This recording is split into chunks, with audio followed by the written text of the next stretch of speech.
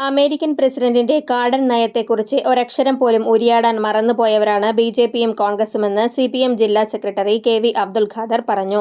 മണലൂർ നിയോജകമണ്ഡലം ജാഥ തൈക്കാട് പഞ്ചാരമുക്കിൽ ഉദ്ഘാടനം ചെയ്ത് സംസാരിക്കുകയായിരുന്നു അദ്ദേഹം.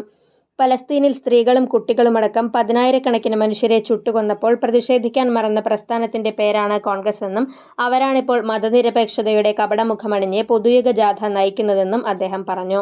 ഇന്ന് ലോകം നേരിടുന്ന പ്രശ്നങ്ങളെക്കുറിച്ച്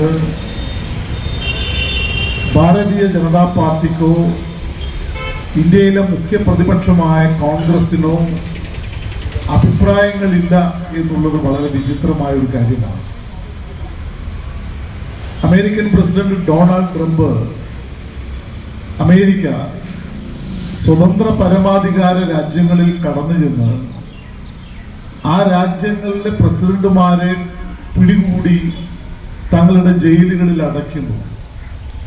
വെനിസുലയുടെ പ്രസിഡന്റ് മദൂറോയെ പരമാധികാര രാജ്യമായ വെനിസുലയിൽ കടന്നു ചെന്നാണ് പിടികൂടി.